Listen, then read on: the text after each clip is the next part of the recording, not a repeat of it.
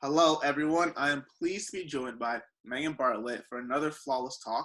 Megan has spent the majority of her career working in the sports world and advocating for programs that use sports to promote youth development and positively impact communities. Among the many hats she wears, she's the founder of We Coach, the co-author of Redesigning Youth Sports, Change the Game, and has been collaborating with our advisory board member, Dr. Bruce Perry, at the Child Trauma Academy to create the neurocentral model in sports. So thank you for joining us, Megan.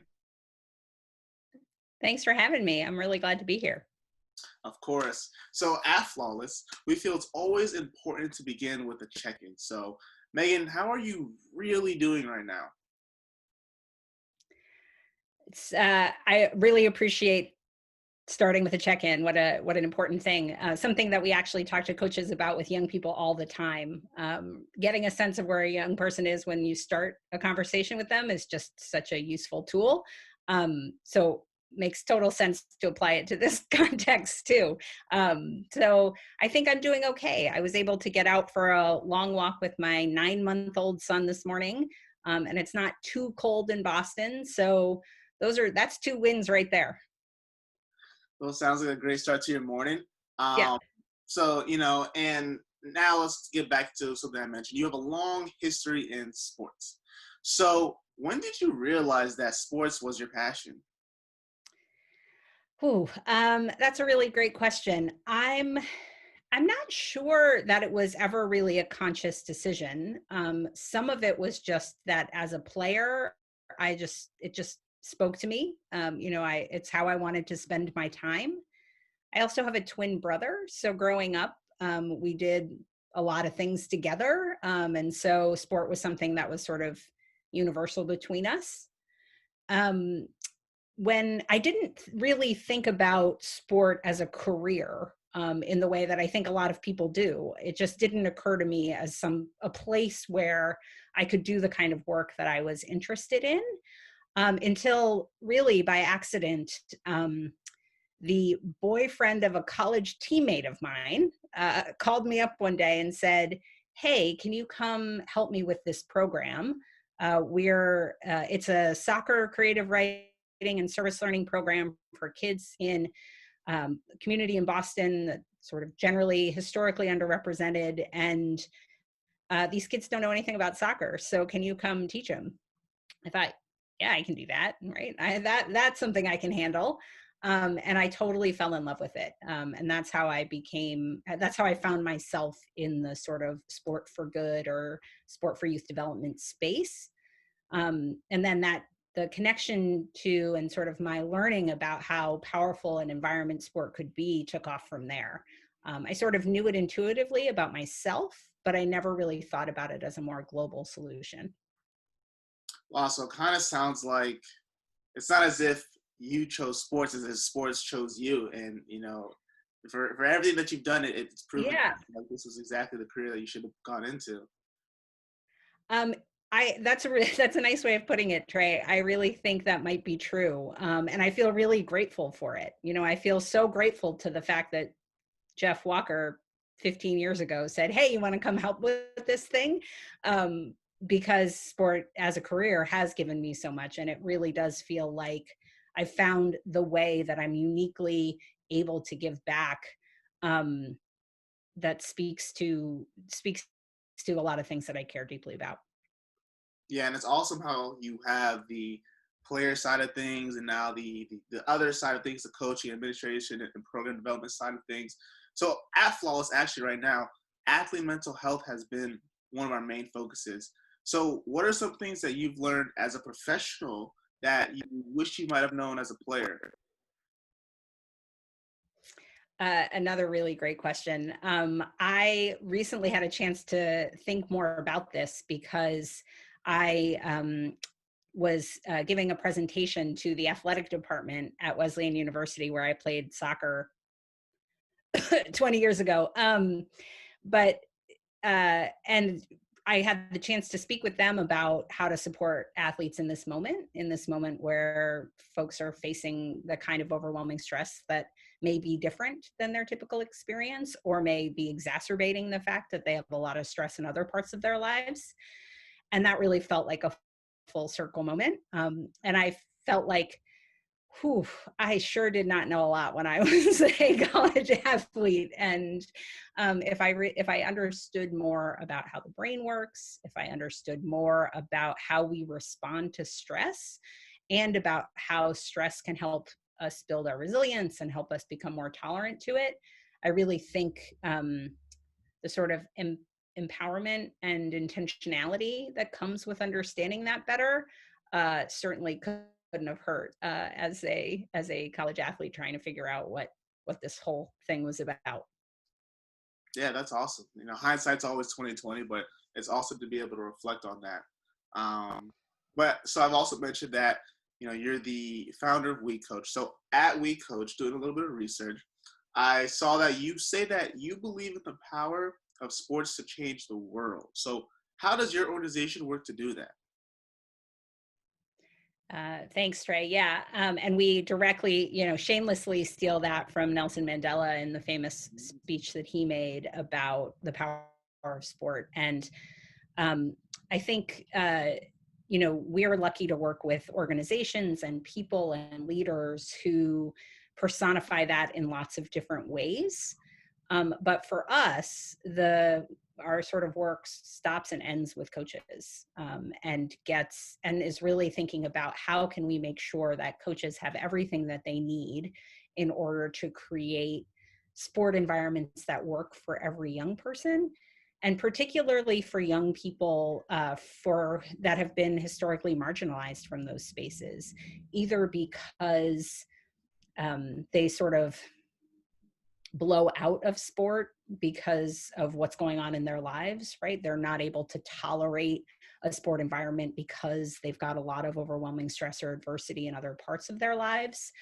And we help coaches really think about how unique sport is as a tool for healing, or because socially or systemically or sort of societally, folks have marginalized certain communities from opportunities in sport. And so, how can we better prepare coaches to make everybody feel welcome there, and then be able to take advantage of all the lessons you can learn by participating, by being part of a sport experience that really is intentional and positive.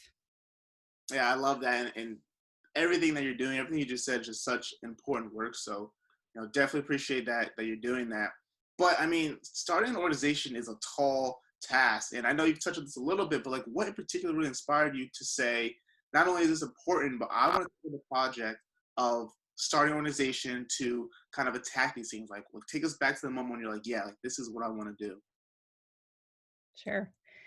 Um, I've been incredibly lucky for the sort of 15 years that I've been in this space to meet and work with incredible humans, just people that are incredibly gifted at working with young people, incredibly creative at thinking about sport in new ways, and making sport appeal to young people who sort of for whom it's not the norm to be involved.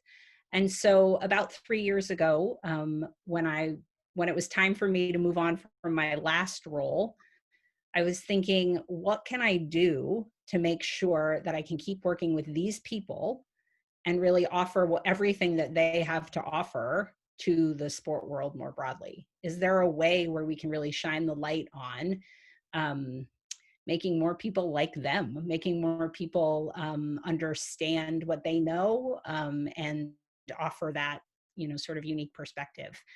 And so that's how we started We Coach. I have a partner whose name is David, and he is all the amazing things that I'm not. There would be no We Coach without David. Uh, and he's really been able to help us create the reality we wanted, create the opportunity to embed into some bigger organizations things that are really important to their success, and also build some of um, our own programs that help coaches do their work better. We know coaches are sort of uh, by nature creative and thoughtful and care about individual growth. But if we can offer them a few things that help them put that into action, um, and help sort of them reflect on their own experiences and their own styles and ways that they respond to stress, that feels like it's making a contribution to having a different kind of environment for young people. So many young people want to be part of sport that we felt like the adults in sport really deserved the attention and the investment that sometimes adults get in other youth-facing spaces. Yeah, no, that's awesome. And, just kind of what you're saying, like by helping these coaches and whatnot, like you're helping thousands of millions of kids because of all the kids that each coach individually is going to work with. So definitely appreciate, what you and your organization are doing. I mean, that's only one of the hats that you wear. As I said, you're also an author. So, can you just tell us about the book, Redesigning Youth Sports, Change the Game, and, that you co-authored, and what the main message is that you're trying to communicate through this book? Yeah, I think the main message that me and my co-authors were trying to help people understand with that book is that the sport that LeBron James plays doesn't have to be the sport that your 5-year-old plays. Right. And that that sport for 5-year-olds can and should look a little different than sport for LeBron James. Right. And that there's a progression to, some people are going to be the next LeBron James, and that's great. Most people aren't. And sport is so much more than creating LeBron James. And I don't mean to take it out on LeBron. He's doing incredible work in the community. He's doing, he has really taken his platform and turned it into something that benefits a whole lot more people than just him. But I think when we think about the professional model of sport, it really isn't what 5-year-olds need. It really isn't what 10-year-olds need. And in some cases, it's not even what 15-year-olds need.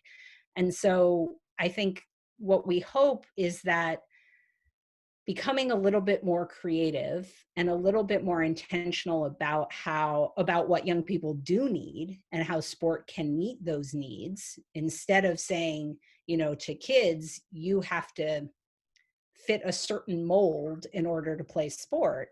Sport should fit the kid, not kid fit the sport. And I think that would help us create a more active community, right? We have too many kids who are inactive. We have too many kids who struggle with their physical health. If we were able to get more kids active, I think we'd have a significant change in the mental health of young people. We'd have certainly a huge number of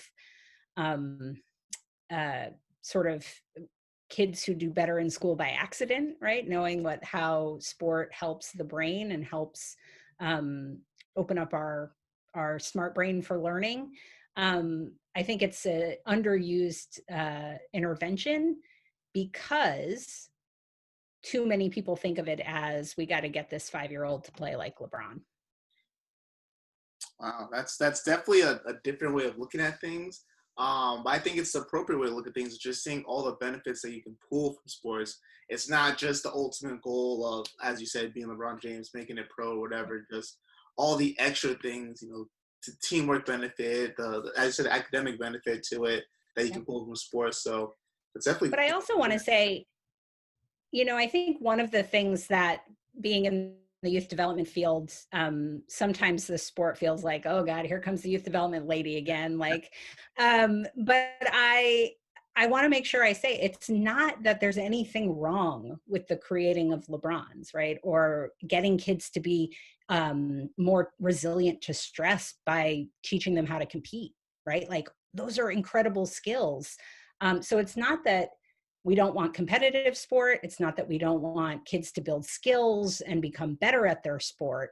It's just that can't be the only thing we're offering, right? For so many kids, because they didn't make the travel team when they were 8, they stopped playing. And how do we make sure that the kids who make their travel team at 8 and want to go on and have a high school, college, professional career, wonderful, great for them.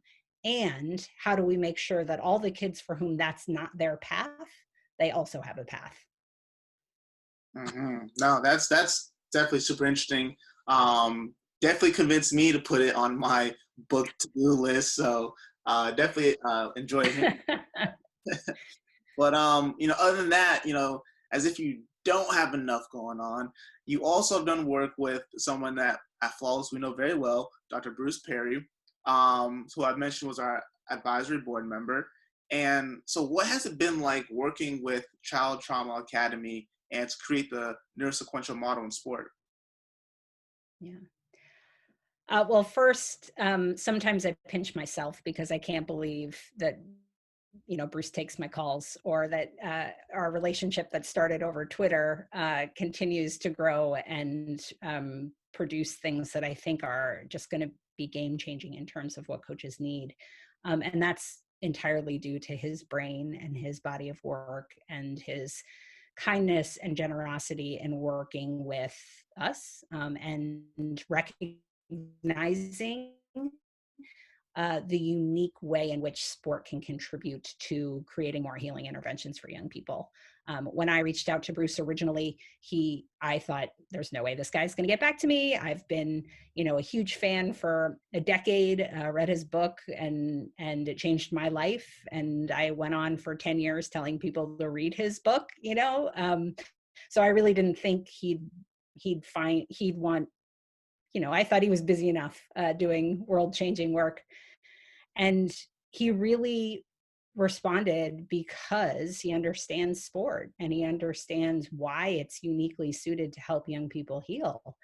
And that if we could change the way that coaches approach young people, that the interactions they have would not only be sometimes life changing, right, by accident in some cases, but that we could make that a more systematic thing. That we could make, if we made more coaches understand all the things that he knows about the brain and all the ways that we know that the brain responds to certain environmental factors and certain interactions with adults, that young people would have such a better experience and come out with so many more positive outcomes. And so we've been so lucky. Both Bruce and then the team at the Child Trauma Academy is just remarkable. And their network of people who are doing this work are just so thoughtful and so creative about how to make it come alive for young people. So it's been, I think, for me, the most rewarding part of my career, in terms of thinking about how we can make an impact in young people's experience. Yeah, and I mean, just knowing, Dr. Perry and the work he's done and writing books for Oprah, and then, now getting to Right. know Just you. casual writing books with Oprah. Yeah, like, I just think it's awesome that the two of you have linked up and are working together and just creating something great. But that shows all the work that you've done, and between that, with authoring the book and with your own organization, you've done so much for coaches, and then as a result for athletes, that I want to know what tips you have for those two demographics right now, because it's such a tough year. We've had athletes opt out of seasons. We have coaches who are dealing with different issues for COVID, and just we're in a double pandemic. Like, there's a lot going on right now. What tips do you have for both coaches and athletes? Yeah. It is. It's an incredibly difficult time. And truly, it feels like there's no good answer, right? You try and keep sport going in the safest way possible, and sometimes it just doesn't turn out to be that safe. You cancel sport and you have to deal with the fallout of young people missing out on the opportunity to have it and all that comes along with that. So there's no good answers. And I don't envy anybody who's making sort of large decisions about how and when to sort of pull the plug or to allow for sport to continue, because there's so much unknown and we just don't know what is safe or not safe in so many ways. But what we do know about sport is that it can help with overwhelming stress, right? And in this moment when people are dealing with stress in a way that they've never dealt with it before, or some people are dealing with stress in a way that they've never dealt with it before. And I hope that creates a little empathy for people who have been dealing with stress like this in, sort of systemic and overwhelming ways for a long time.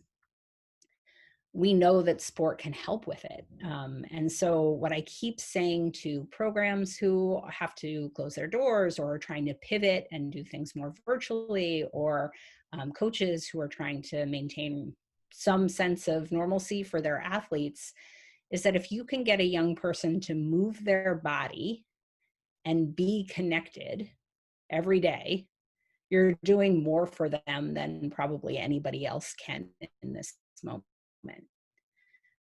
Right? You're able to help them build some resilience to the ugly sort of outcomes of stress and help them feel a little bit safer, a little bit more connected, and a little bit more um, normal if they can maintain those relationships. And Bruce's work has shown that relational health is more powerful and more predictive of outcomes than adversity. And so if we can keep that relational health up, if we can find ways to make sure that young people still have that connection, the combination of those two things just feels really powerful. It's always been powerful, and it feels even more powerful now. Yeah, that's awesome. I mean, connection is just so important, and that's what this pandemic has really showed, how it's affected our ability to stay connected to one another. So, definitely appreciate the words that you said and the advice you had there. But, I guess my final question for you, Megan, is we have this concept of a flawless world, which just kind of means, your dream or your vision of a more ideal world. I look at it as a more compassionate world. So, what is your idea of a flawless world? Whew. We got a lot of way. We have a long way to go to get one of those, to get a flawless world. And I think there's so many ways. I love what you say about compassion. A more compassionate world would move the needle, I think, in really substantial ways. For me, I think it is this combination of active and connected. And I think, in the long history of humans, we were a lot more active and connected than we are now, and in much more meaningful ways. And so if we can provide those opportunities, if we can make sure that we're creating safe communities where everybody can be active, if we are giving the adults who can facilitate those experiences for young people the skills they need to do that better, to make sure that kids stay connected and active.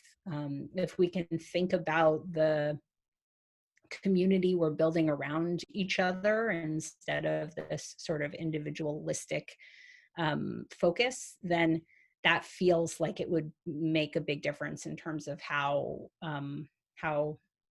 people would interact with each other and what their experience of the world would be like. Maybe we'd be more empathetic, maybe we'd be more compassionate, maybe we'd understand and care about each other in a way that right now it's sometimes overwhelming, the way in which people are choosing their own individual needs over the needs of the community and the collective.